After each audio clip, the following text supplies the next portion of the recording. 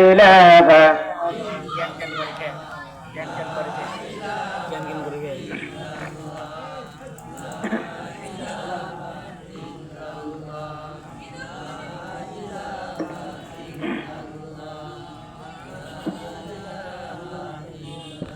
لا إله إلا الله لا إله إلا الله এই কালেমার বন্ধ বেলা কাজে লাগবে মরণ বেলা আহার নিদরাম ভালো লাগে না আহার নিদরাম ভালো লাগে না ভালো লাগে ইল্লাল্লাহ লা ইলাহা ইল্লাল্লাহ লা ইলাহা ইল্লাল্লাহ ভাইজান বহু দূরে মদিনা আমরা কেমনে যাব জানি না ভাইজান বহু দূরে মদিনা আমরা কেমনে যাব জানি না দয়ার আল্লাহ দয়া করো দয়ার আল্লাহ দয়া করো পুরাও মনের বাসনা লা ইলাহা ইল্লাল্লাহ লা ইলাহা ইল্লাল্লাহ লা ইলাহা ইল্লাল্লাহ লা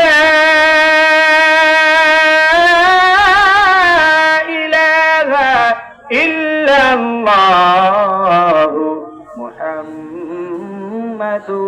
রাসূলুল্লাহ সকলে বলি সাল্লাল্লাহু আলাইহি ওয়াসাল্লাম। সম্মানিত সুধী, আজকে জালসায় আসতে পেরে আমরা সকলেই খুশি না বেজার? আওয়াজ দিতে হবে, কথা বলেন, খুশি না বেজার? এই জালসায় এসে আমরা সর্বপ্রথম ইখলাসের নিয়ত নিয়ে বসবো। কিসের নিয়ত নিয়ে ভাইজান? ইখলাসের নিয়ত নিয়ে। যা শুনবো ভালো কথার উপরে আমল করব, পারবো তো ইনশাআল্লাহ? আল্লাহ পাক রব্বুল আলামিন এই জালসাকে কবুলিয়ত করেন, সকলে বলেন আমিন। আল্লাহ পাক রব্বুল আলামিন যাচাই করে বাছাই করে দয়া করে মায়া করে মহব্বত করে ভালোবেসে যে আল্লাহ পাক জালিসুর রহমান বেহেশতের বাগান, এ বাগানে আসা এবং বসার তৌফিক দান করেছেন। এজন্য আমরা সকলে জবান খুলে ভক্তির সাথে মহব্বতে পড়ে নেই আলহামদুলিল্লাহ। অতঃপর শতকোটি দুরূদ বিশ্ব মানবতার দেশারি মুক্তির দূত শাফায়াতের কান্ডারি বিশ্ব নন্দিত নবী সকল নবীর সভাপতি যেই নবীকে ওসিলা করে তামাম পৃথিবীর সব জায়গার নাজ নেয়ামতের জাল বিছিয়ে রেখেছেন এমন মহান মানবতার দুধের উপর একবার দরুদ পাঠ করি, সকলেই বলি সাল্লাল্লাহু আলাইহি ওয়াসাল্লাম। সম্মানিত সুধী, আমি আপনাদের সামনে এমন একটা আলোচনা নিয়ে উপস্থিত হয়েছি। আমি চাচ্ছি ধারাবাহিকতার সাথে কোরআন থেকে কথা বলবো। রাজি আছেন শুনতে? কোনো আউল ফাউল কথা চলবে না, কোনো আউল ফাউল বক্তব্য চলবে না। শুধুমাত্র কেবলমাত্র কোরআন থেকে রিসার্চ করে যেই কথাগুলো আপনাদের সম্মুখে উপস্থাপন করা হবে এই কথাগুলো মনোযোগ দিয়ে আমল করার চেষ্টা করব, পারবো তো ইনশাআল্লাহ? সম্মানিত সুধী, সূরাতুল মুলক, এই সূরা থেকে সূরাতুল মুলক অর্থাৎ সূরা কোরআন শরীফের ভিতরে 29 নম্বর পারা প্রথম নম্বর পৃষ্ঠা সূরাতুল মুলক। এই মুলকের অপর নাম হলো বাদশাহী। জোরে কোন সুবহানাল্লাহ। এই সূরার অনেক গুণ, সারা রাত যদি এই সূরার গুণাগুণ বলি তবুও শেষ হবে না। জোরে কোন সুবহানাল্লাহ। তবুও দুই একটা কথা, যে কথাগুলো না বললেই নয়, তার ভিতরে সূরাতুল মুলক একটা বাদশাহী আলোচনা। এই সূরার ভিতরে ক্ষমতা, পাওয়ার, চেয়ার, নেতৃত্ব, কর্তৃত্বর ক্ষমতা একমাত্র এই সূরার ভিতরে দান করেছে। জোরে কোন সুবহানাল্লাহ। সম্মানিত সুধী, এই সূরার ভিতরে আল্লাহ পাক বহু গুণ রেখে দিয়েছেন। এই সূরাকে বলা হয় মুক্তির সূরা। কিসের সূরা? মুক্তির সূরা। এই সূরাটা যদি কোনো মুসলমানের সন্তান আমল করতে পারে প্রত্যেকটা দিন, তাহলে এই সূরা আল্লাহর কাছে ঝগড়া করে হলেও ওই বান্দাকে জান্নাত পর্যন্ত পৌঁছায় দিবে। জোরে কোন সুবহানাল্লাহ। আরেকটা গুণ বৈশিষ্ট্য হলো এই সূরাটা যে ব্যক্তি আমল করবে, এই আমলকারী ব্যক্তিকে যতক্ষণ পর্যন্ত জান্নাতে না দেওয়া হবে ততক্ষণ পর্যন্ত এই সূরাটা আল্লাহর আরশের পায়া ধরে কান্না করতে থাকে। জোরে কোন সুবহানাল্লাহ। আরেকটা বৈশিষ্ট্যের কথা বলি, এই সূরাটার ভিতরে 30টা আয়াত আছে। জোরে বলেন কয়টা আয়াত? ফুল সিরাতেরও 30টা পায়া, মানে 30টা পোল, 30টা খুঁটি আছে। যেই ব্যক্তি এই সূরাটা আমল করবে ফুল সিরাত বিজলির মতো পার করে দিবে। জোরে কোন সুবহানাল্লাহ। আরেকটা বৈশিষ্ট্যর কথা বলি, এই সূরাটার ভিতরে আল্লাহ এমন কিছু গুণাবলী বৈশিষ্ট্য নাজিল করে দিয়েছেন, যেই সূরাটা আমল করবে আল্লাহ পাক দুনিয়ার ক্ষমতা, পাওয়ার, চেয়ার, নেতৃত্ব, কর্তৃত্ব আল্লাহ পাক তাকে দান করবে। জোরে গান সুবহানাল্লাহ। আরেকটা বৈশিষ্ট্যর কথা বলি, এই সূরাটা যে ব্যক্তি আমল করবে আল্লাহ পাক তাকে কিয়ামতের ময়দানে কোটি কোটি মানুষ যেদিন ইয়া নাফসি বলবে, এই কঠিন মুহূর্তের ভিতরে আল্লাহ পাক তাকে আমলনামা ডান হাতে দান করবে। জোরে গান সুবহানাল্লাহ। আমলনামা ডান হাতে পাওয়া মানে জান্নাতের ফায়সালা। কথা বলেন ঠিক কিনা? এজন্য এই সূরাটা অনেক ফজিলত। আরেকটা ফজিলতের কথা বলি, এই সূরাটা যে ব্যক্তি আমল করবে আল্লাহ পাক রব্বুল আলামিন এই পৃথিবীর জমিনে সমস্ত মানুষদের ভিতরে সম্মান, মান, মর্যাদা আল্লাহ পাক তাকে বৃদ্ধি করে দিবে। জোরে কোন সুবহানাল্লাহ। অনেক বৈশিষ্ট্য আছে যেগুলো বললে শেষ হবে না, মূল আলোচনার দিকে আমি যাচ্ছি। সম্মানিত সুধী, এজন্য এই সূরাটা যারা পারি আমরা মুখস্থ করব। পারবো তো ইনশাআল্লাহ?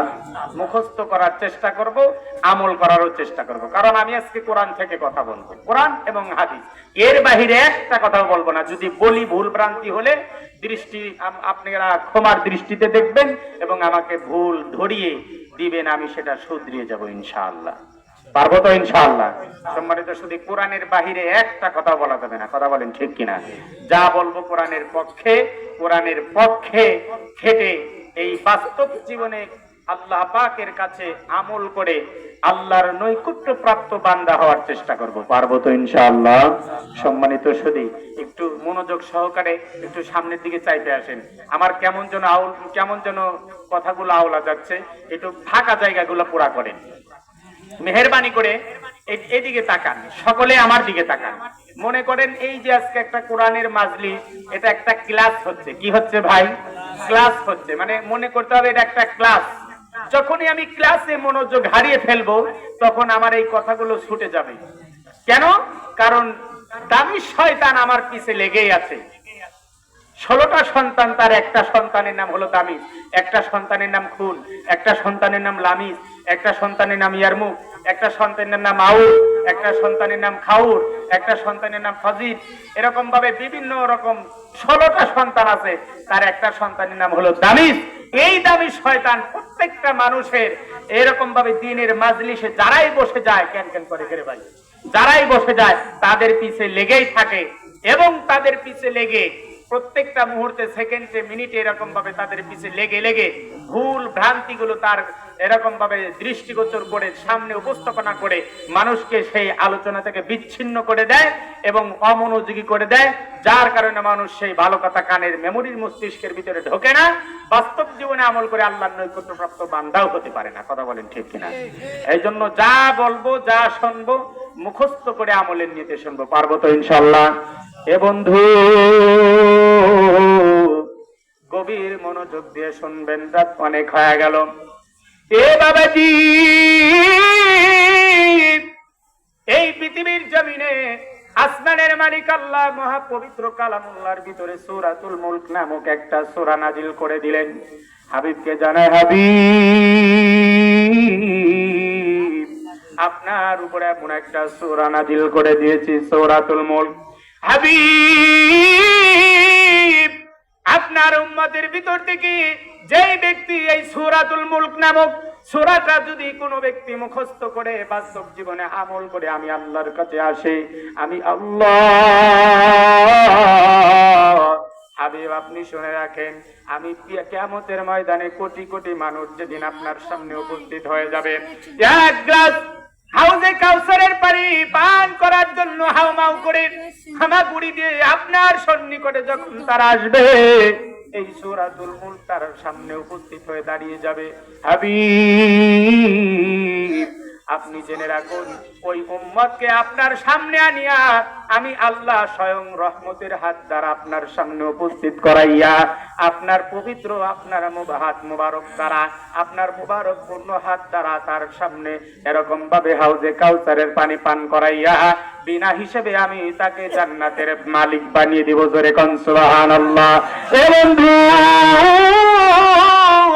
নবীজি বলেন, পয়গম্বর বলেন, উম্মতিরা এই পৃথিবীর জমিনে সূরাতুল মুলক এমন একটা দামি সূরা, মহাগ্রন্থ পবিত্র কালামুল্লাহর ভিতর থেকে এই সূরাটা এমন একটা দামি সূরা, এমন একটা মহামূল্যবান সূরা।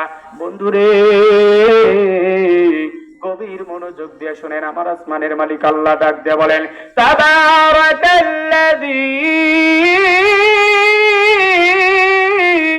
পবিত্র সত্তা, মহামহিমান গরিয়ান সেই সত্তা আল্লাযী, যিনি বানিয়েছে তামাম পৃথিবীর সমস্ত জিনার হাত দ্বারা তৈরি।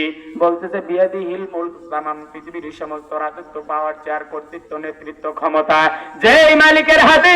আল্লাহ পাক রব্বুল আলামিন বলেন, এ দুনিয়ার মানুষ, ওয়া আলা কুল্লি শাইইন কাদির, তামাম পৃথিবীর ভিতরে যতগুলো সম্পদ আছে, যতগুলো ক্ষমতা আছে, যতগুলো চেয়ারম্যানের ক্ষমতা, এমপির ক্ষমতা, পাওয়ারের ক্ষমতা, এরকম ভাবে এরকম রাষ্ট্রপতির ক্ষমতা, যত পৃথিবীর ভিতরে যতগুলো ক্ষমতা থাকুক না কেন, তামাম পৃথিবীর ভিতরে যতগুলো ক্ষমতার উৎস আছে, সমস্ত ক্ষমতার মালিক জোরে বলেন আওয়াজ দিয়ে কে? আরেকটা আওয়াজ দিয়ে বলেন কে? এ বন্ধু, গভীর মনোযোগ দিয়ে শুনবেন। ওই সময়ের ভিতরে আল্লাহর পয়গম্বরের সময়, আল্লাহর পয়গম্বরের সাহাবী, এক সাহাবী, বন্ধুরে গভীর মনোযোগ দিয়ে শুনবেন, ওই সময় ইন্তেকাল করেছে, জঙ্গলের ভিতরে ইন্তেকাল করেছে। বন্ধু খেয়াল করে শুনবেন, একজন সাহাবী এই সূরাতুল মুলক সুন্দর করে এরকম ভাবে মুখস্থ করে জবান দিয়ে প্রত্যেকটা দিন তার জবান দিয়ে কুল সূরাতুল মুলক ইশারের নামাজের পরে, ইশারের নামাজ হয়ে যাওয়ার পরে বাড়িতে এসে একা একিত্ব ভাবে যায় নামাজের মুসল্লায় দাঁড়াইয়া। বন্ধু খেয়াল করে শুনবেন, গভীর মনোযোগ দিয়ে শুনবেন, আল্লাহর নবীর সাহাবী এইরকম ভাবে প্রত্যেকটা দিন বাড়িতে আসিয়া যায় নামাজের মুসল্লায় দাঁড়িয়া নামাজের ইশারের নামাজ শেষ করিয়া, বন্ধুরে কুরআনুল কারীমের ভিতর থেকে কোন জায়গায় সে মুখস্থ করতে পারে নাই, শুধুমাত্র কেবলমাত্র পয়গম্বরের জবান দিয়ে শুনেছে এই সূরাটা মহামূল্যবান গরিয়ান মহিয়ান। বন্ধুরে গভীর মনোযোগ দিয়ে শুনবেন, আল্লাহর নবীর পয়গম্বরের সাহাবী, এই সাহাবী শুধুমাত্র কেবলমাত্র এই সূরাটা মুখস্থ করেছে। হঠাৎ করে অনেক দিন পর্যন্ত হয়ে গেল, আল্লাহর পয়গম্বর যখন ইন্তেকাল করলেন, কিছু বছর পর আল্লাহর পয়গম্বরের ওই সাহাবী ইন্তেকাল করলেন। বন্ধুরে গভীর মনোযোগ দিয়ে শুনবেন, যখন আল্লাহর পয়গম্বরের সাহাবী ইন্তেকাল করলেন, জঙ্গলের ভিতরে ইন্তেকাল করার পরে সমস্ত মানুষগুলো এরকম ভাবে জানাজানি হয়ে যাওয়ার পরে, সমস্ত মানুষগুলো তাকে জানাজা করার পরে দাফন কাফন শেষ করে এরকম ভাবে যখন মানুষগুলো চলে যাচ্ছেন, চলে যাওয়ার পরে কবরের ভিতরে সওয়াল জবাব নেওয়ার জন্য কয়জন ফেরেশতা আছে আওয়াজ দিয়ে বলেন তো বন্ধু? এ বন্ধু, দুইজন ফেরেশতা আছে, কথা বলেন ঠিক কিনা? যখন সওয়াল জবাব করার জন্য দুইটা ফেরেশতা আছে, তার নাম কি? জোরে বলেন, কেউ জানেন না? এ বন্ধু, তার নাম হলো মুনকার, আর একজনের নাম নাকির। বন্ধুরে দুইটা ফেরেশতা যখন কবরের ভিতরে ঢুকলে আগমন করলো, এ বন্ধু দুইটা ফেরেশতা যখন আসার পরে সঙ্গে সঙ্গে বলতেছে, মার রব্বুকা, তোমার রব কে? তোমার রব কে? কে তোমাকে সৃষ্টি করলো? কে তোমাকে বানাইলো? কে তোমাকে দুনিয়ার আলো বাতাস দিল? কে তোমাকে দুনিয়ার জমিনে আগমন ঘটাইলো? কে তোমাকে দুনিয়ার জমিনে এরকম ভাবে আসার একটা সুযোগ মাধ্যম করে দিল?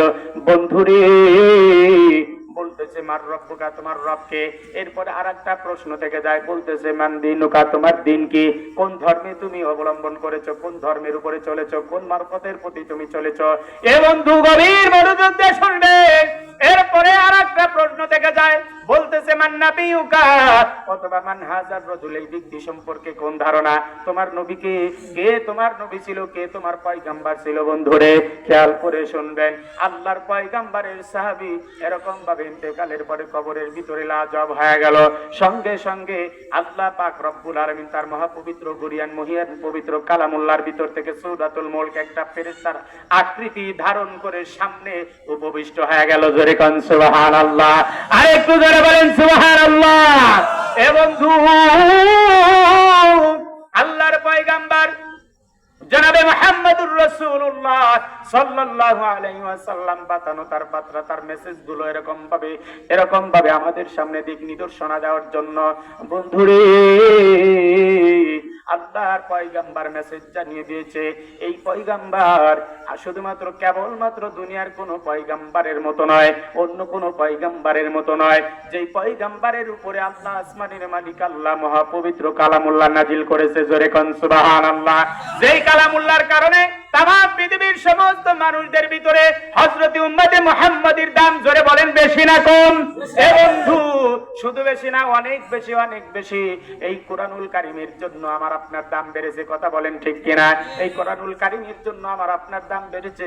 এই মহাগ্রন্থ পবিত্র কালামুল্লাহ নাজিল করার কারণে আসমানের মালিক আল্লাহ দুনিয়ার কোন উম্মতদেরকে জান্নাতে যেতে দিবে না যতক্ষণ পর্যন্ত উম্মতে মুহাম্মাদী জান্নাতে না যাবে। জোরে কোন সুবহানাল্লাহ। আর একটু জোরে বলেন সুবহানাল্লাহ। লিল্লাহি তাকবীর। আল কোরআনের আলো,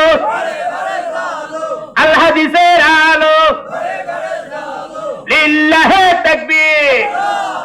এ বন্ধু, আল্লাহর পয়গাম্বারের জন্য আমার আপনার দাম অনেক বেশি, কথা বলেন ঠিক কিনা? উম্মতি মুহাম্মাদীর জানো কত দাম, আখের নবীর উম্মত আমরা সবচেয়ে ভাগ্যবান।